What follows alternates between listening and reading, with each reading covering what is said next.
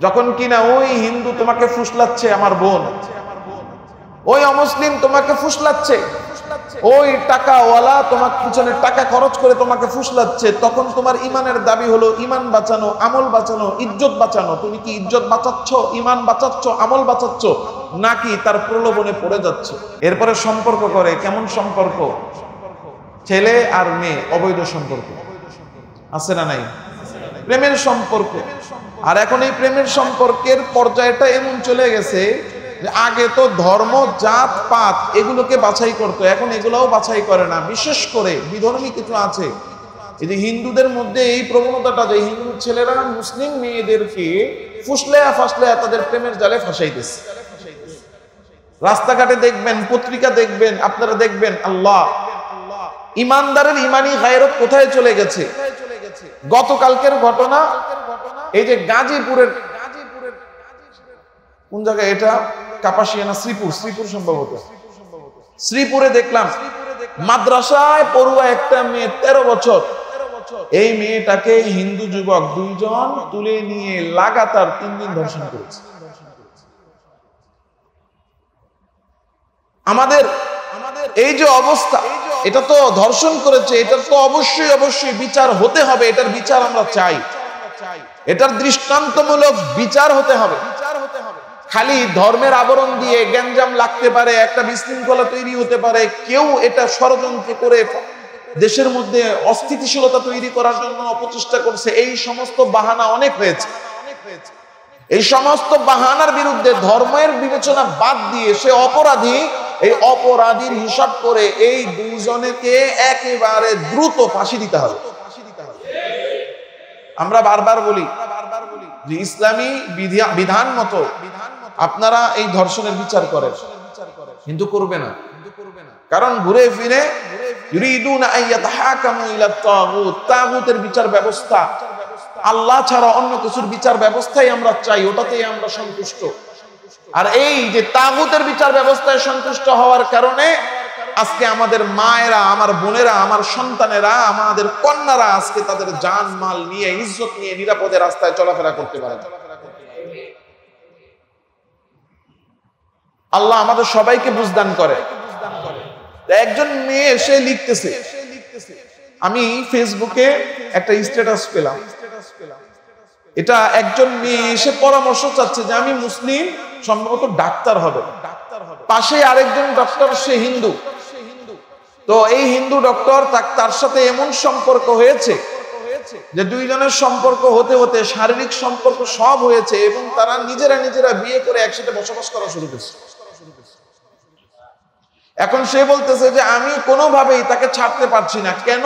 তার প্রতি ভালোবাসার আকর্ষণ। এখন আমি যে নিজেকে ইমানদার মুসলমান দাবি করি, এই যে এই সমস্ত কিছুর দাবিগুলো আমাকে বলবে যে তুই তোর ইমানের চেয়ে এই ভালোবাসা আর সম্পর্ককে প্রাধান্য দে। বাবা বলবে ইমানের চেয়ে ইনকামের, উপার্জনের লাভকে প্রাধান্য দে। নেতা বলবে ইমানের চেয়ে আমাদের দলীয় স্বার্থকে প্রাধান্য দাও। আমার মন বলবে যে আমার ইচ্ছা হয়েছে এখন এই কাজ করতে, ইমানের উপরে যায়, ইমানকে বাদ দিয়ে আমার এই কাজগুলোকে প্রাধান্য দাও।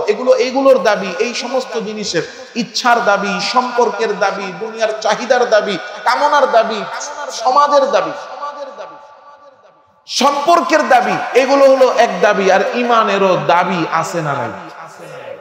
ইমানের দাবি, ওটা হারাম পথ যাবা না, হালাল পথে থাকবা।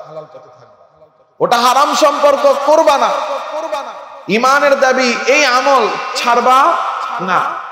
এই যে ইমানের দাবি আর অন্য সব কিছুর দাবি কখনো কখনো মুখামুখি হয়ে যায়। অপশন 2টা। এখন নেতার কথা মানতে গেলে কি করতে হবে? যে আমাকে এই যে পূজার পক্ষেও কথা বলতে হবে। এটা কার দাবি? দলের দাবি, রাজনীতির দাবি, নেতার দাবি। আর ইমানের দাবি, এই পূজার পক্ষে কথা বলা তো যাবে না, বরং এটার বিরোধিতা করা প্রত্যেক ইমানদারের জন্য আবশ্যকীয়। কোন ইমানদার নিজেকে ইমানদারও দাবি করে, আবার মূর্তি পূজারও সমর্থনও করে, ইমান আছে না গেছে? কারণ ইমান মানেই তো হলো মূর্তি পূজাকে অস্বীকার করা। লা ইলাহা মানে কি? কোনো ইলাহ নাই, তাহলে ওই মূর্তি ওগুলো তো আগেই আমি বহিষ্কার করে দিয়েছি, ওগুলোকে আগেই খারেজ করে দিয়েছি, ওগুলোকে আগেই আমি নিষিদ্ধ করে দিয়েছি। এরপরে আবার শুভেচ্ছা জানাই কেমনি, এরপরে স্বাগতম জানাই কেমনি? এজন্য আমাকে আপনাকে খুব ভালো করে বুঝতে হবে যে ইমানেরও একটা দাবি আছে, অন্যান্য জিনিসেরও, রাজনীতির, নেতার, বন্ধুর, এরপরে সমাজের, ভালোবাসার, এগুলোরও দাবি আছে। এই দাবিগুলো যখন স্বার্থের, লোভের, টাকা পয়সার, প্রলোভনের দাবি আছে, এই দুইটা দাবি যখন মুখামুখি হয়ে যাবে তখনই প্রমাণিত হবে আসলে আমি ইমানদার নাকি ইমানদার না। কারণ আমি এই দুইটা দাবি যখন এক হবে তখন আমি পরীক্ষায় পড়ব, ইমানের পরীক্ষা, যে আসলে কি আমি ইমান রাখতেছি নাকি ইমান ছাড়তেছি। কারণ এই দুইটার মধ্যে যে কোনো একটাকেই প্রাধান্য দিতে হবে। যখন কিনা ওই হিন্দু তোমাকে ফুসলাচ্ছে আমার বোন, ওই অমুসলিম তোমাকে ফুসলাচ্ছে, ওই টাকাওয়ালা তোমার পিছনে টাকা খরচ করে তোমাকে ফুসলাচ্ছে, তখন তোমার ইমানের দাবি হলো ইমান বাঁচানো, আমল বাঁচানো, ইজ্জত বাঁচানো। তুমি কি ইজ্জত বাঁচাচ্ছ, ইমান বাঁচাচ্ছ, আমল বাঁচাচ্ছ, নাকি তার প্রলোভনে পড়ে যাচ্ছ? এটা হলো পরীক্ষা। এটা কি কথা বলেন, এটা কি?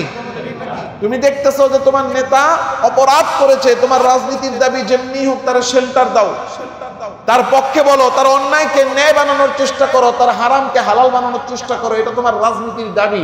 ইমানের দাবি হলো যে তুমি অন্যায়কে অন্যায় বলো, ন্যায়কে ন্যায় বলো, হারামকে হারাম বলো, হালালকে হালাল বলো। এখানেও পরীক্ষা আছে না নাই? এই যে পরীক্ষা, এই পরীক্ষায় আমি কোন স্তরে আছি? আমি কি আমার দলের জন্য আমি আমার ইমান হারা হয়ে দলের দাবি রাখলাম, না আমি আমার ইমানের দাবিতে আমি সুচ্চার হয়ে আমি অন্যায়কে অন্যায় বললাম? সম্পর্কের খাতিরে আমরা অনেক সময় অনেক গুনাহ করি কি করি না?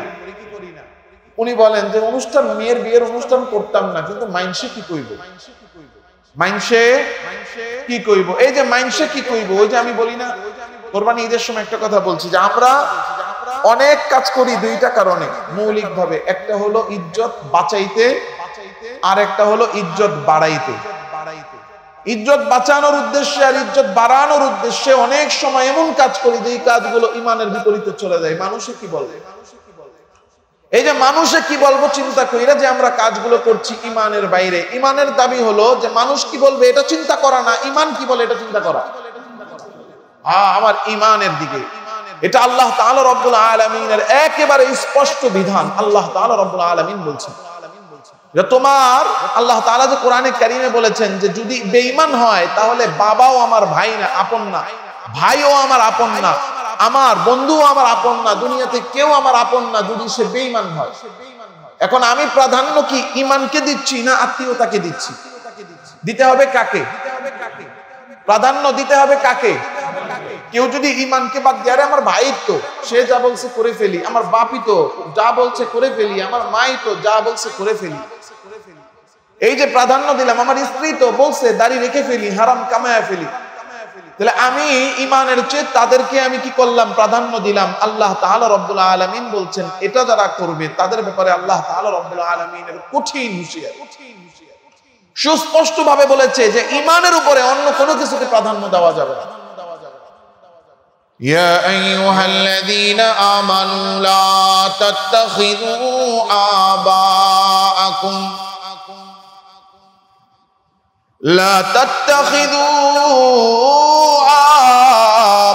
آباءكم وإخوانكم أولياء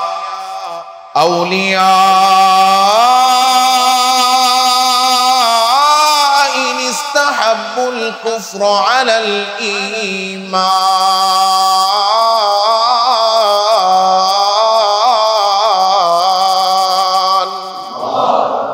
আল্লাহ তাআলা রব্বুল আলামিন ডাক দিয়ে বলতেছেন, ও ঈমানদারগণ, তোমরা তোমাদের বাবা এবং ভাইকেও বন্ধু হিসেবে গ্রহণ করো না। তোমাদের বাবাদেরকে, বাবা মাকে এবং তোমার ভাই বোনকেও তোমাদের বন্ধু হিসেবে, অভিভাবক হিসেবে গ্রহণ করো না। ইন ইস্তাহাব্বুল কুফরা আলাল ঈমান, যদি তুমি নিজে তো কখনো কুফরকে ঈমানের উপরে প্রাধান্য তো দিবা না, বেঈমানিকে ঈমানের উপর তুমি নিজেও তো কখনো প্রাধান্য দিবা না। কিন্তু যদি তোমার বাবা তোমার ভাই যদি ইমানের উপরে কুফরিকে প্রাধান্য দেয়, ইমানকে বাদ দিয়ে কুফরি বেঈমানিকে যদি তারা পছন্দ করে, তো এমন বাবা আর ভাই বোনকে, এমন বাবা মা আর ভাই বোনকে তুমি বন্ধু হিসেবেও গ্রহণ করবা না। নিজে তো ইমানের উপরে অন্য কোনো কিছুকে প্রাধান্য দিবাই না, তোমার আপন বাপ মা ভাই বোনও যদি ইমানের উপরে অন্য কিছুকে কুফরিকে প্রাধান্য দেয়, তো আপন বাপ মা ভাই বোনকেও নিজের আপন মনে করবা না, তারাও তোমার শত্রু। Presents by Kuakata media centre. হক্কানি আলেমদের নিত্য নতুন ভিডিও পেতে আমাদের চ্যানেলটি সাবস্ক্রাইব করুন। কুয়াকাটা মিডিয়া সেন্টার, ইসলামিক বিনোদনের বিশ্বস্ত সঙ্গী।